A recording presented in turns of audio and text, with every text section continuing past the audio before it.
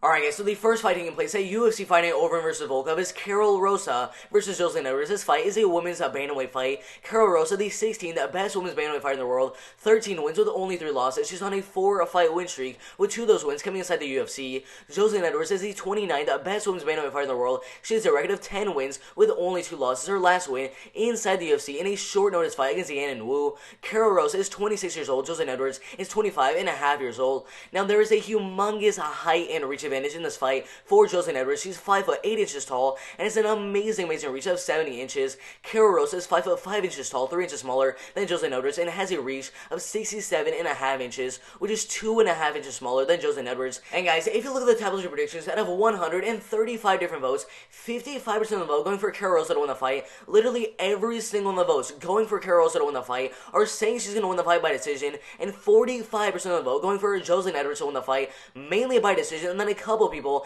had her win the fight by knockout. In my opinion, I think the fight's going to go all the way. I don't think either fighter is going to get a knockout or a submission in the fight. I think the fight's going to go all the way, and one of these two girls is going to win the fight by unanimous decision. Alright guys, so as you guys know, Karol Rosa has a record of 13 wins with only 3 losses. She's been fighting as a pro MMA fighter since 2012. She started with 5 straight wins in a row. Literally every single one of those wins coming by decision. Lost one fight by decision, came back with a decision win, got a second round armbar submission win, a second round TKO win, lost a knife fight by second round guillotine choke submission, came back with a third round doctor stoppage, lost a knife fight by first round Kimura submission, got a third round arm choke submission, and a third round knockout win, both in 2019. And finally, in 2019, got a shot against an undefeated fighter, Lara Procopio, won the fight in a very close fight by split decision.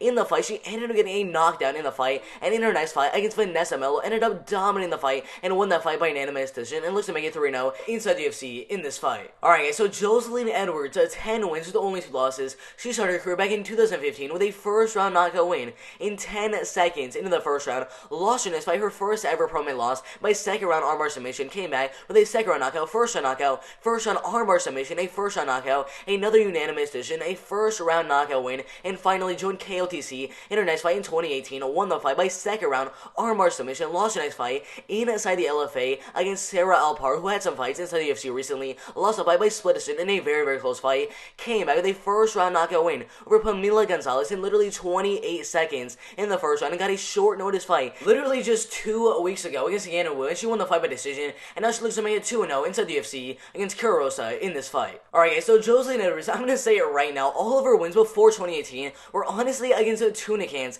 After 2018, she fought some pretty good competition inside the KOTC, like that win against Brenda Gonzalez by armbar submission, that really close loss against Sarah Alpar inside of the LFA by split decision, and that first round knockout win over Pamela Gonzalez in literally 28 seconds in the first round. Absolutely insane. I mean, after all those very impressive wins and very impressive losses against Sarah Alpar inside the LFA, she finally got that shot inside of the UFC, and she fought Yan Wu on short notice, and the fight honestly went just as I expected it to. In the first and second round, she looked really good. She was landing a lot of good jabs, and every now and then landing some good leg kicks and right hands, but after the second round, I mean, it was 2018 on the scorecards. If the fight had gone all the way, she would have won the fight by decision, but in the third round, it was really close. She really gassed out a lot in that third round, and guys, so to be honest, Jocelyn Edwards' endurance is probably her biggest weakness in her fights, because the first and second round, she always looks really good, but in the third round, she always gasses out and does not look good. Usually, her opponents win that third round, or it's just a very close round. Now, either way, she did win the fight by 29-28 decision,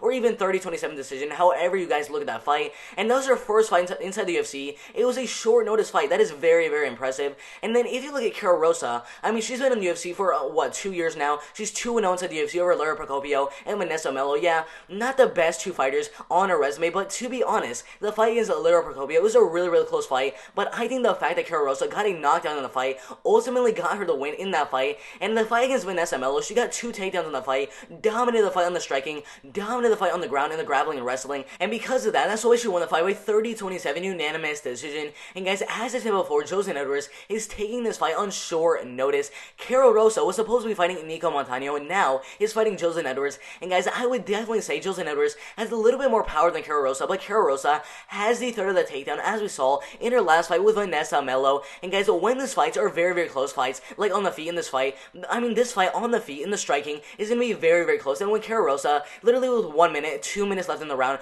goes for a takedown, lands a takedown, that is going to be the deciding factor of who actually wins the rounds. And because of that, I think Karol Rosa is going to get the takedown literally at the last minute of every single round and secure the the win with a 29-28 unanimous decision. Alright guys, so the second fight taking place at UFC Fight Night Overeem vs. Volkov is Ode Osbourne versus Dennis Bonder. This fight is a bantamweight fight. Ode Osbourne, the 104th best bantamweight fighter in the world, has a record of 8 wins with only 3 losses, coming off a guillotine choke submission loss to Brian Kelleher around 1 year ago. Before that, getting a nice submission win by armbar submission on Dana White's Contender Series. Dennis Bonder, 14 wins and 2 losses. This man is on an 8-fight win streak, which is absolutely insane. Ode Osbourne right now is a plus 140 slight underdog to win the fight. Dennis Bonder is a minus 175 slight favorite to win the fight. They're similar in age. Ode Osbourne is 29 years old. Dennis Bonder is 28.5 years old. Ode Osbourne 5'7" inches tall and has a reach of 72 inches. Dennis Bonder is currently 5'6" inches tall. And guys, as I said at the beginning of the video, minus 175 for the slight favorite in Dennis Bonder, plus 140 for the slight underdog in Ode Osbourne. Guys, if you look at the top 2 predictions, out of 640 different votes, 75% of the vote going for Dennis Bonder to win the fight, mainly by submission, and a lot of people have Dennis Bonder winning the fight by decision. 25% of the vote going for Ode Osbourne to win the fight, also mainly by unanimous decision, and a lot of people have him win the fight by submission. In my opinion, I think the fight's going to go all the way. I don't think either fighter is going to get a knockout, a TKO, or a submission in the fight. I think the fight's going to go all the way, and one of these 2 guys is going to win the fight by decision. Alright guys, so Ode Osbourne, 8 wins and 3 losses, started his career back in 2015 with a first round rear choke submission, a first round knockout, lost 1 fight, his first ever loss as a pro MMA fighter to an undefeated fighter on Antonio Sanchez by unanimous decision inside of RFA,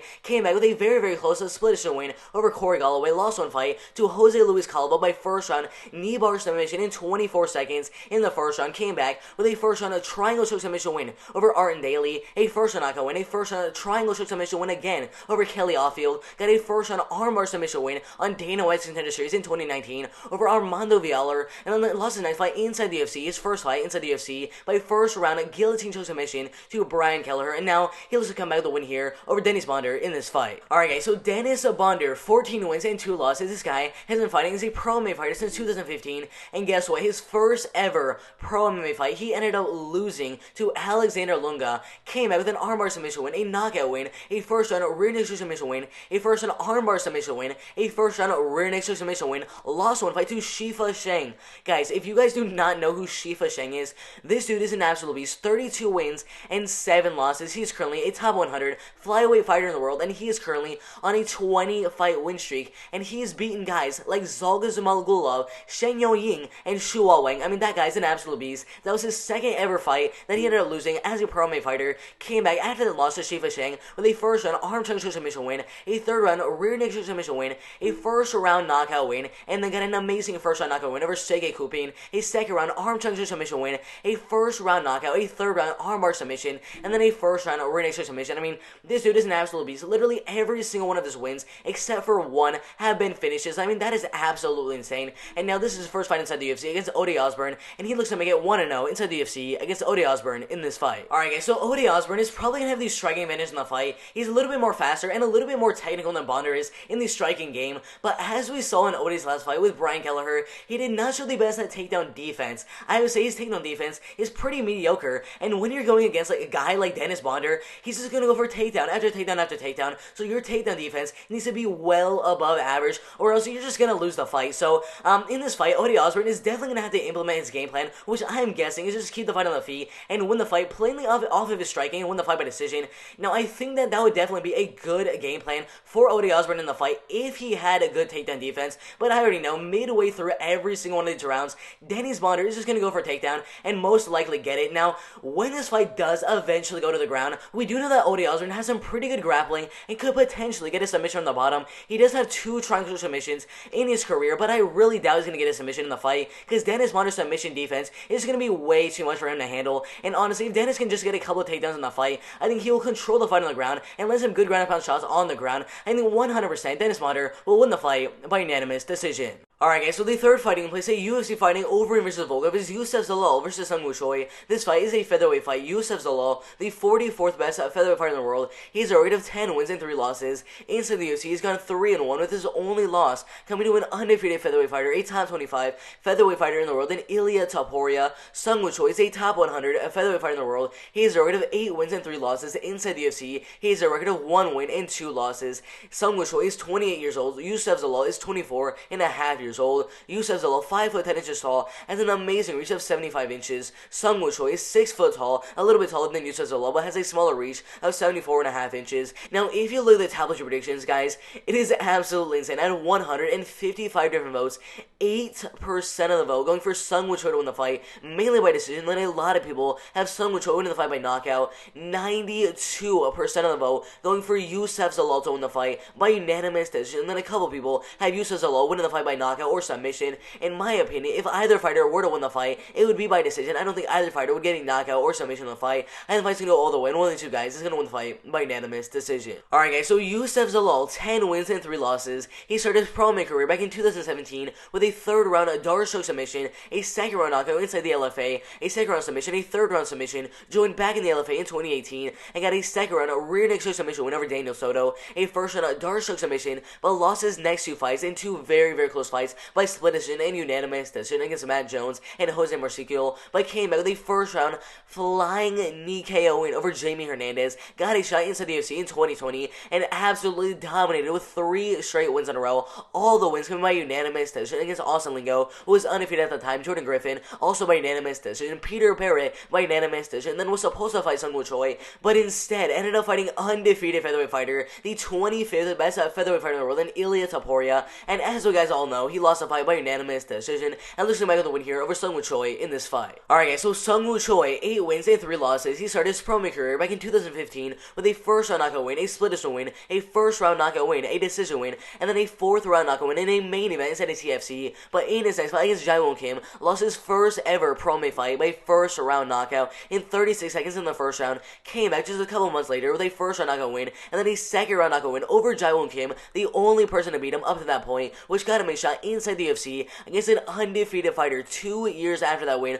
over Jae Won Kim against Movsar Evloev, and obviously he ended up losing the fight by unanimous decision, and in his next fight against Gavin Tucker, lost that fight as well by 3rd round rear naked submission, but came back in 2019 with a decision win over Suman Mkhitaryan, and now looks to make 2-0 inside the UFC against Youssef Zalal in this fight. Alright guys, so Youssef Zalal, as you guys know, he had a pretty good 2020 as he ended up getting 3 decision wins in a row inside the UFC, but lost one fight to Ilia Topuria, a top 25 featherweight fighter in the world. I mean, that dude is an absolute beast. Now, in all those 3 wins, like the first one against Austin Lingo, I mean guys, it was an absolute domination. He went for takedown after takedown after takedown, and at the end of the fight, he had 6 total takedowns and 31 significant strikes, mainly being ground and pound strikes, and after that win, he fought Jordan Griffin, and didn't actually land any takedowns in the fight, but ended up defending 6 or more of Jordan Griffin's takedowns in that fight, mainly keeping the fight on the feet, where he showed that he had some really, really good kickboxing, landing 52% of his strikes, with 60 of his strikes landing. That's absolutely insane. Now, after those 2 very dominant wins inside the UFC, he got yet another dominant win, this time over Peter Barrett, and in the fight, he ended up getting a knockdown in the fight, showing he has some pretty good power on the feet, and he ended up landing a takedown pretty much every single round of that fight, achieving more than 7 minutes of control time in that fight, and landing a lot of ground and pound in the fight. I mean, Youssef Zalal, his main fighting strategy is just to kickbox with the opponent for a couple of minutes in the first round, and see if the fight is even on the feet. If it is not, he just goes for a takedown, which he usually gets, and dominates the fight on the ground, and gets a lot of ground and pound from there. Now, Sung Woo Choi, his 2 losses inside the UFC, coming to very good grapplers and wrestlers like Movsar Evloev and Gavin Tucker, showing that he does have a weakness in his ground game, and I think that Youssef Zalal will find the weakness and land a bunch of takedowns in the fight, control the fight on the ground, get a lot of ground and pound in this fight, and end up winning the fight by unanimous decision. Alright guys, so the 4th fight taking place at UFC Fight Night Overeem vs. Volkov is Devontae Smith versus Alex da Silva. This fight is a lightweight fight. Devontae Smith has a record of 10 wins and 2 losses, coming off a knockout loss to Kama Worthy in his last fight, before that getting knockout wins over Dong Ma and Julian Arosa inside the UFC. He's the 61st best lightweight fighter in the world. Alex da Silva is the 87th best lightweight fighter in the world. He has a record of 21 wins and 3 losses so far inside the UFC. He is the 1-2 with 2 losses to Brad Riddell by unanimous decision, and now Alexander Yakovlev by guillotine choke submission, I believe in the 3rd round. His only win inside the UFC coming to Rodrigo Vargas by unanimous decision. And guys, the betting odds for that fight are so close. Devontae Smith at -115 as a near even favorite to win the fight. Alex da Silva at -110 as a near even underdog to win the fight. And guys, both fighters are similar in age. Devontae Smith is 27.5 years old.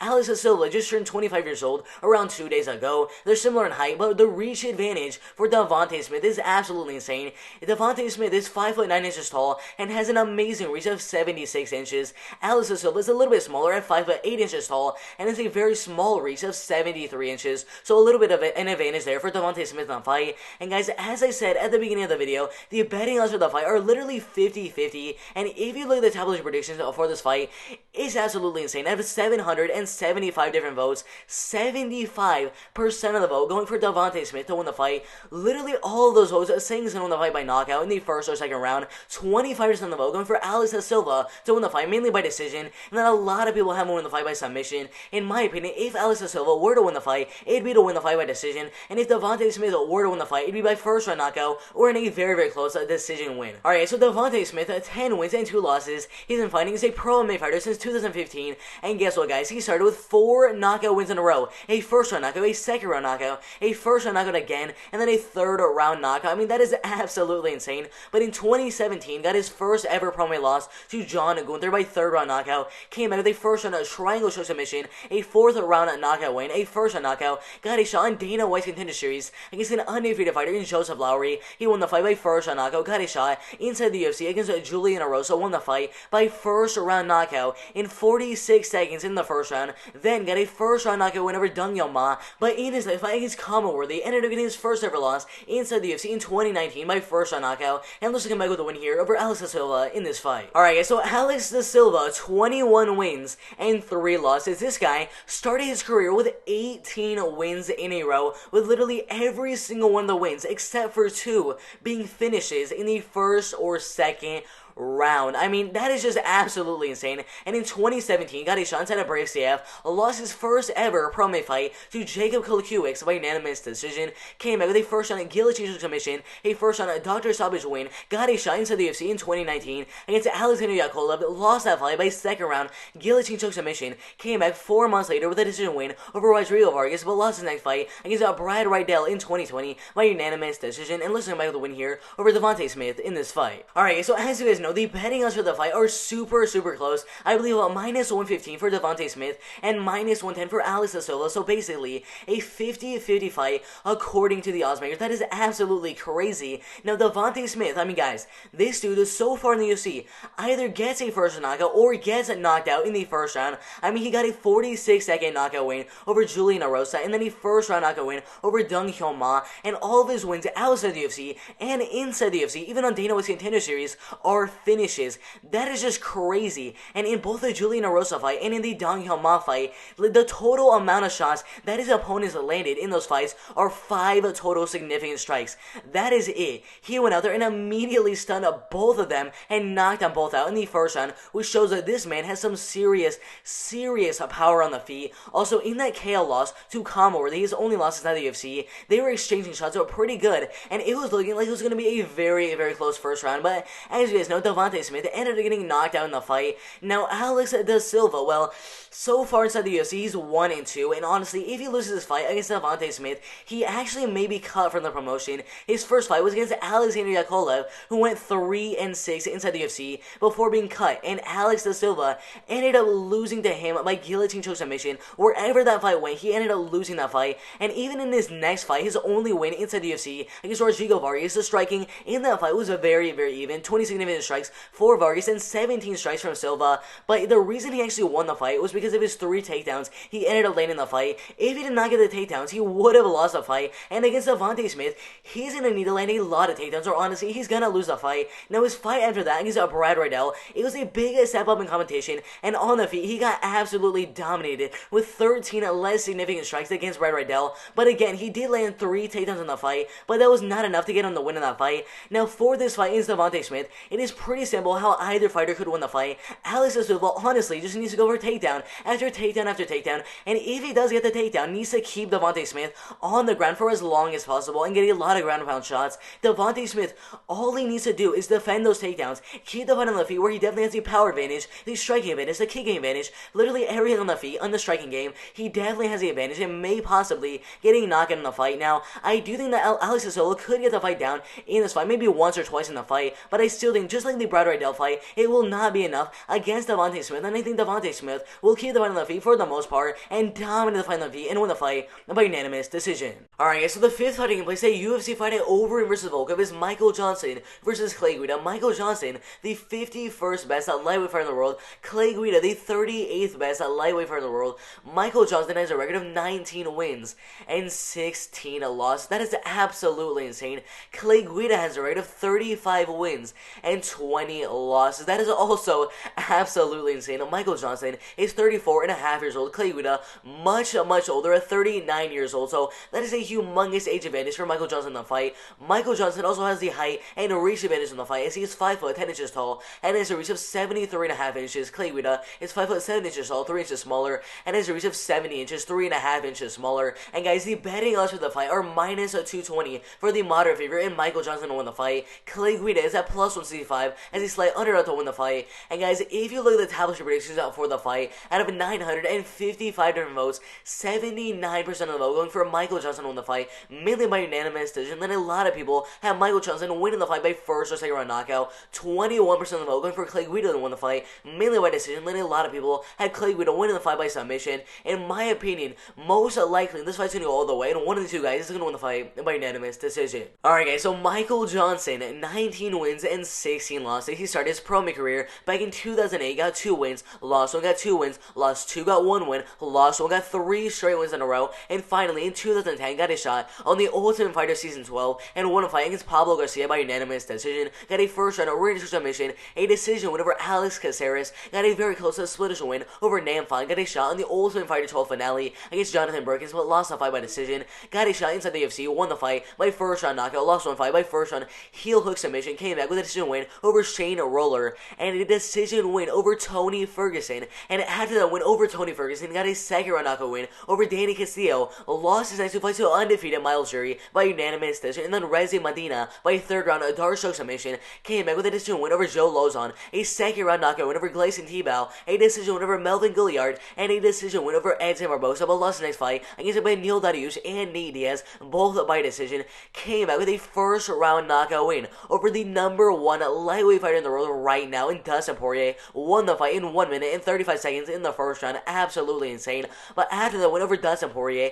he fought arguably the best lightweight fighter of all time in Khabib Nurmagomedov, lost the fight by third round Kimura submission, lost the fight after that to Justin Gaethje by second round knockout, and the fight after that to Darren Elkins by second round rear neck choke submission, and then came back with 2 decision wins over Andre Fili and Artem Lobov, but lost his next 3 fights to Josh Emmett, Stevie Ray, and Thiago Moises, and let's look back with the win here over Clay Guida in this fight. Alright guys, so Clay Guida, 35 wins and 20 losses, guys. I'm not even gonna look at the wins and losses outside the UFC, because that is literally gonna take like an hour and a half for me to do so. So we started in the UFC in 2006, got a second round submission, lost 2 fights by decision, came back with a decision win, a third round rear neck submission loss to Roger Huerta, came back with a first round knockout and 2 decision wins over Nate Diaz and Matt Dazing, lost 2 fights to Diego Sanchez by decision and Kenny Florian by second round submission, came back with a second round submission win, a third round knockout win over Javier Dos Anjos, a second round guillotine submission win over Takanori Gomi, a decision win over Anthony Pettis, lost 2 fights to Benson Henderson and Gray Maynard, both by decision, came back with a decision win over Hatsuyuki, lost a fight to Chad Mendes by third round knockout, came back with a decision win, a second round rear submission loss to Dennis Bermudez, got a decision win, lost his next 2 fights to Thiago Tavares by first round submission, and Brian Ortega by third round knockout, came back with a decision win over Eric Koch, a first round knockout win over Joe Lozon, lost 1 fight to Charles Oliveira, a top 5 lightweight fighter in the world by first round guillotine choke submission, came back with a decision win over BJ Penn, and then lost his next 2 fights to Jim Miller and Bobby Green by decision and first round guillotine choke submission, and now inside the 2021, he looks to him with a win here over Michael Johnson in this fight. Alright guys, so Michael Johnson and Clay Guida are both on losing streaks right now, with Michael Johnson losing his last 3 fights to Josh Emmett by third round knockout, with literally a minute left in the fight. He lost that fight to Stevie Ray by decision, and then Thiago Moises by second round ankle lock submission. Now first off, in the fight with Thiago Moises, he was pretty much a dominant in the fight with 27 significant strikes on Moises and defended all 3 of Moises' takedowns. That is very impressive, but as you guys know, in the second round, Moises grabbed for a single leg and just went for an ankle lock and ended up getting it in the second round. Now the fight before that against Stevie Ray, it was actually a very close fight. I believe 29-28 on the scorecards, with Stevie Ray only outlanding Michael by 7 total strikes. The fight before that against a top 8 featherweight fighter in the world in Josh Emmett was also a very, very even fight. Michael Johnson actually landed more shots than Emmett, but as you guys know, he ended up getting knocked out at the end of the third round. Now, Clay Guida, his last two fights, he pretty much got dominated by Bobby Green, literally landing 1/4 of the strikes as Bobby Green in the fight, then losing now Jim Miller by submission in 58 seconds into the first round. Now, because of Michael Johnson has proven, even in these 3 losses, he can still compete with fighters like Josh Emmett, who's a top 10 featherweight fighter in the world. He can compete with guys like Stevie Ray, who was in the prime of his career when they fought each other, and compete with Thiago Moises. And the fact that Michael Johnson is 34 years old, while Clay Guida is 40 years old, basically. I mean, I see this fight staying on the feet. I think this fight is going to be a really, really good fight with both fighters landing a lot of good shots, but because Michael Johnson has the age advantage, and in my opinion, the striking advantage, and the takedown defense in this fight, I think Michael Johnson goes out there and wins the fight by unanimous decision. Alright, so the 6th fight taking place at UFC Fight Night Overeem versus Volkov is Julio Arce versus Timur Valiev. This fight is a bantamweight fight. Timur Valiev is the 60th best bantamweight fighter in the world. Julio Arce, the 35th best featherweight fighter in the world. And guess what, guys? Both fighters have amazing records. Julio Arce has a record of 16 wins and only 4 losses. Timur Valiev has 16 wins, 2 losses, and 1 no contest.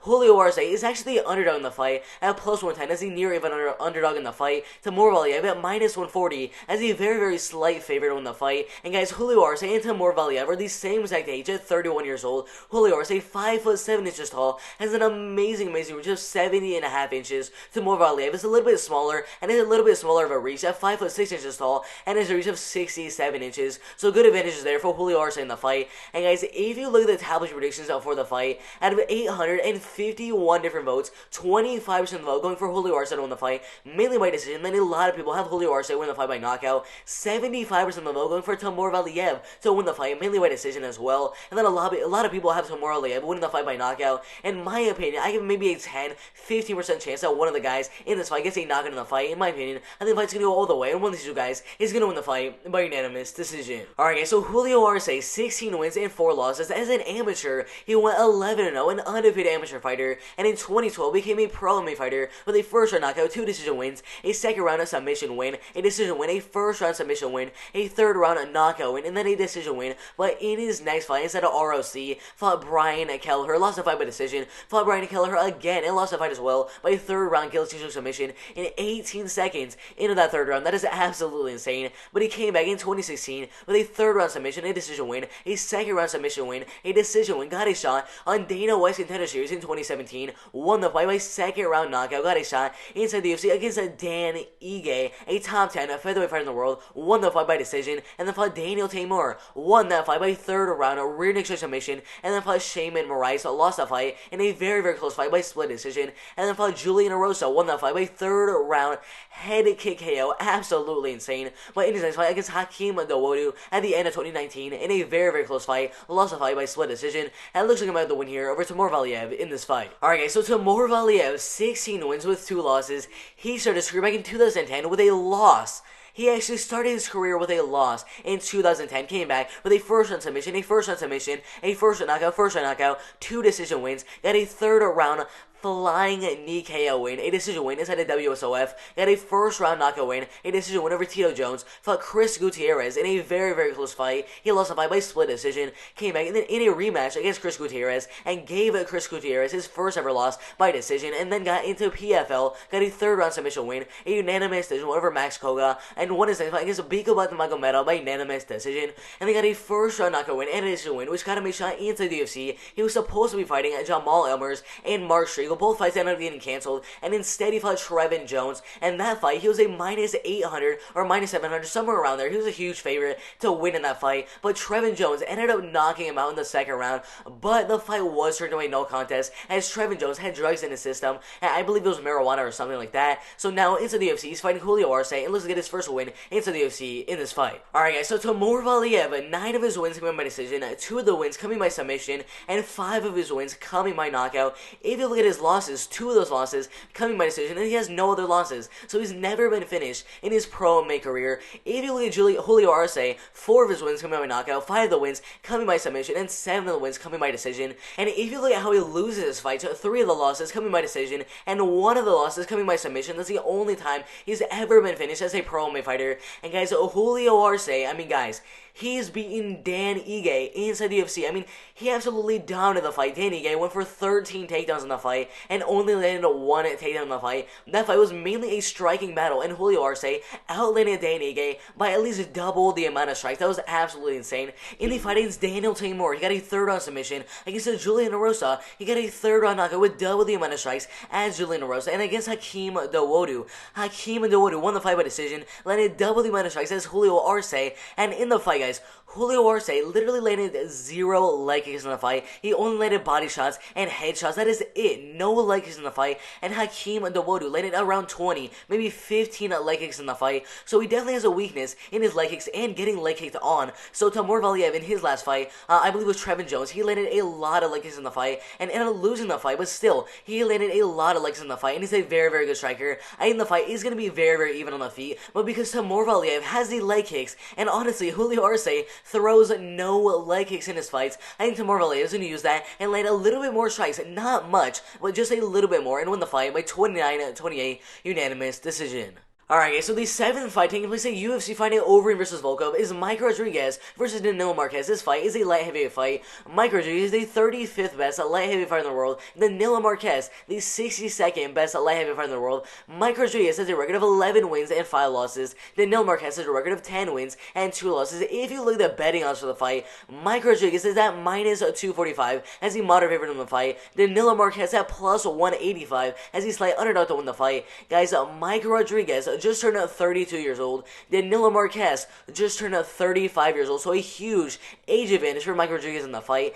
If you look at the height and reach of both fighters, it's absolutely insane. Now, Mike Rodriguez, 6'4" tall, has a reach of 82.5 inches. Danilo Marques, 6'6" tall, and has a reach of 77.5 inches. So a big reach advantage for Mike Rodriguez, and a little bit of a height advantage there for Danilo Marques in the fight.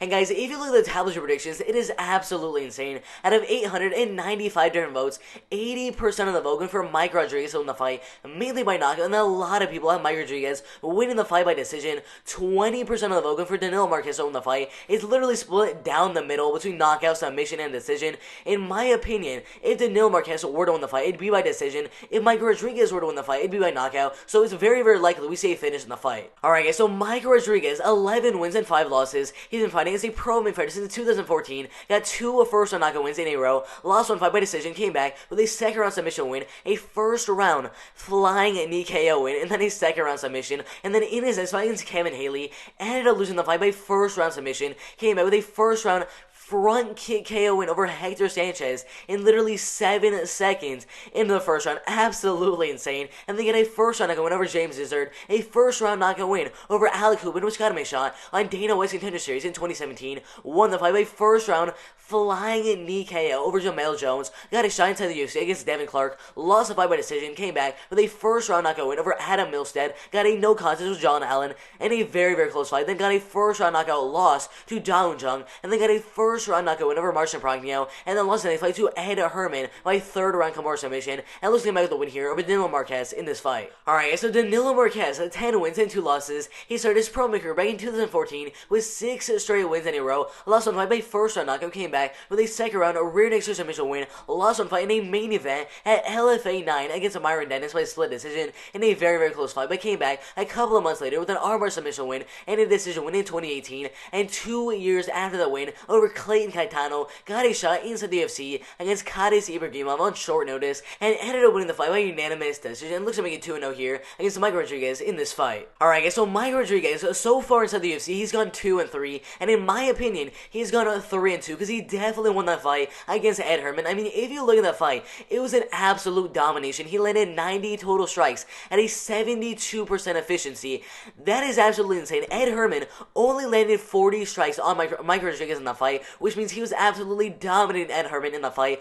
Also, in that fight, he landed 2 knockdowns, and in the second round, got a knockout as he landed 2 nice knees to the body on Ed Herman, and he definitely got the second round knockout in the fight, but the ref, that stupid ref, said that those knees hit the nuts of Ed Herman, which they obviously did not hit the nuts of Ed Herman. It was obviously a body shot, and there should have been a knockout in the second round, but they stood the fight up in the third round, and Ed Herman came back and got a Kimura submission, guys.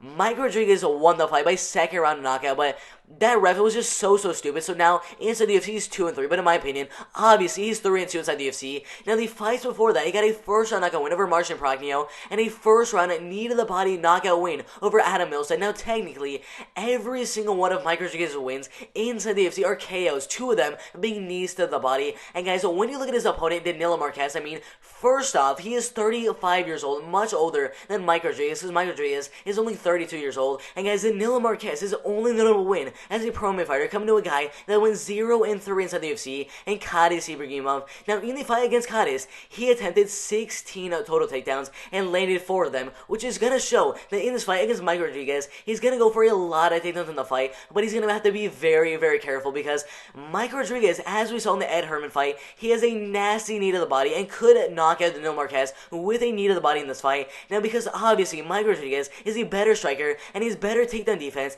and can use those knees to the body very well in this fight, and that is why Mike Rodriguez winning the fight by second round TKO. Alright guys, so the 8th fight taking place at UFC fighting Overeem versus Volkov is Mary Renaud and Macy Chiasson. This fight is a women's bantamweight fight. Macy Chiasson, the 13th best women's bantamweight fighter in the world, she has a record of 6 wins and 1 loss.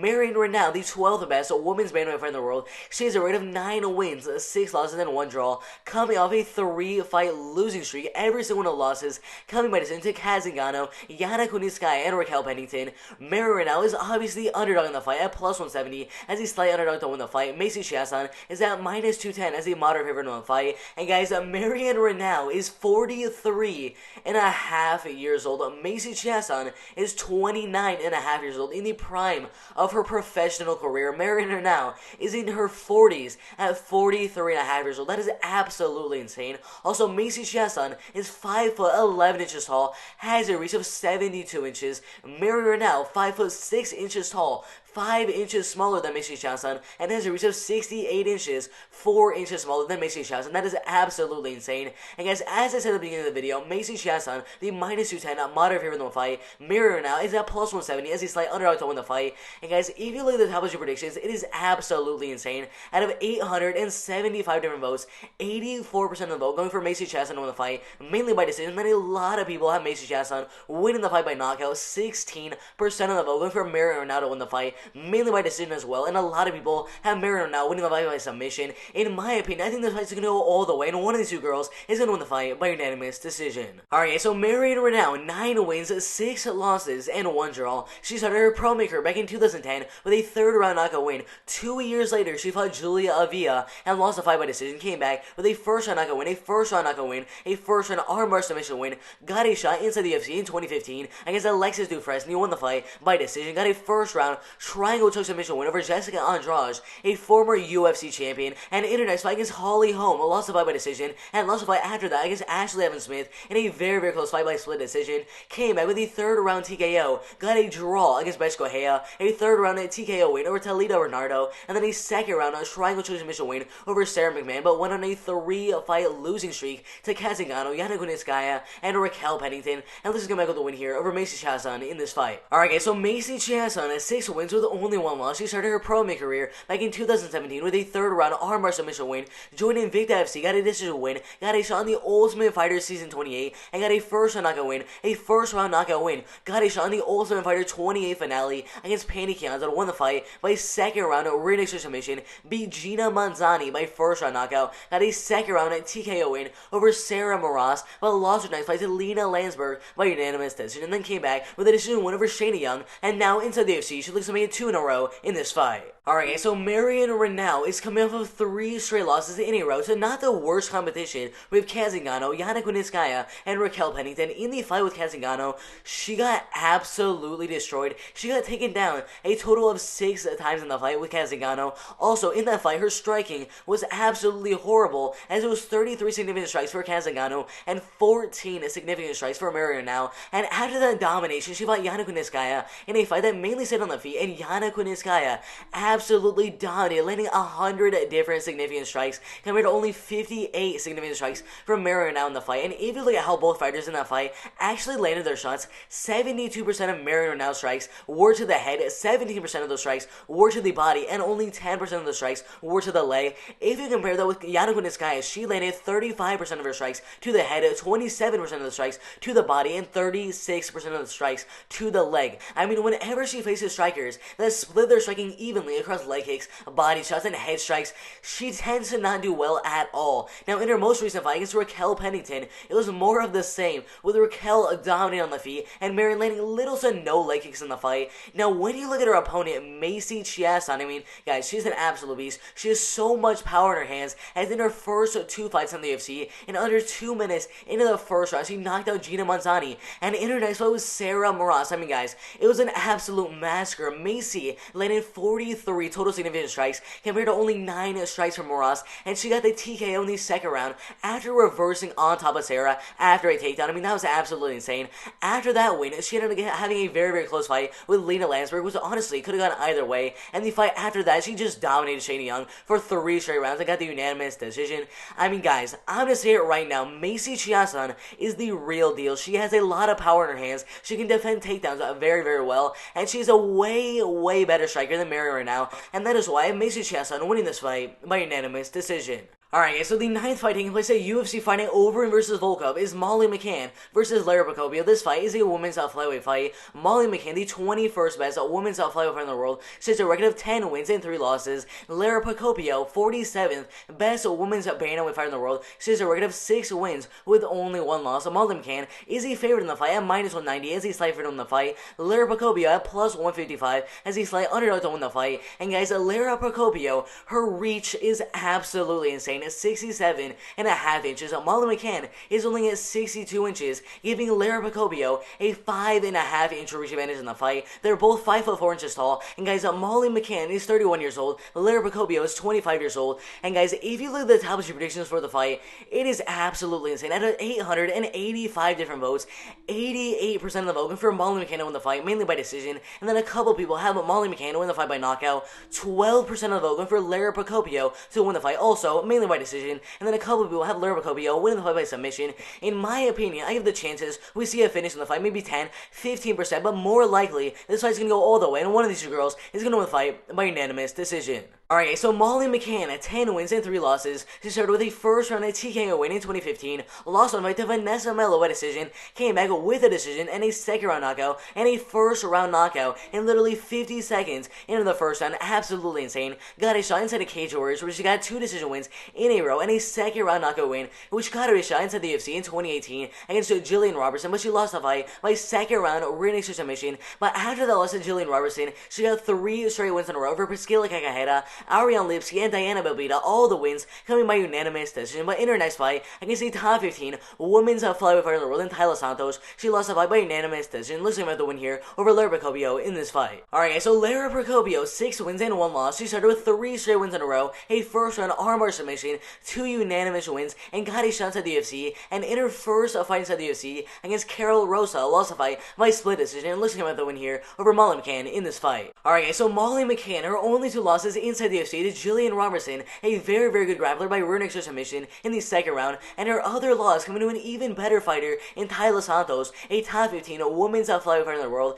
She's already has 3 wins inside the UFC over Priscilla Kakahera, Ariane Lipski, and Diana Belbita. Now in her first win inside the UFC over Priscilla Kakahera, she ended up winning the fight by 30-27 unanimous decision, and in the fight she landed 81 significant strikes, absolutely insane. And in her next fight against Ariane Lipski, it was pretty much the same exact thing, and she landed double the amount of strikes as Ariane Lipski, and actually got 2 takedowns in the fight. And after that, she fought Diana Belbita and really showed her takedown skills with 5 total takedowns landed in the fight. Absolutely insane. Now, obviously, Molly McCann is more of a striker than a grappler or wrestler, but if she needs to in this fight, she can definitely shoot a takedown in this fight, which is a good advantage to have against Lara Procopio in the fight. Now, her opponent, Lara Procopio, she only has a 1 fight inside the UFC, but it was very, very impressive. Even though she lost the fight against Carol Rosa, a top 15 women's bantamweight fighter in the world, I mean, she won won the first round with some good leg kicks and a lot of good right hands that landed in the first round. But after that, in the second and third round, she did not really look the same, and she got really, really tired in the second and third round and lost on most of the exchanges and ended up losing the fight in a very, very close fight by split decision.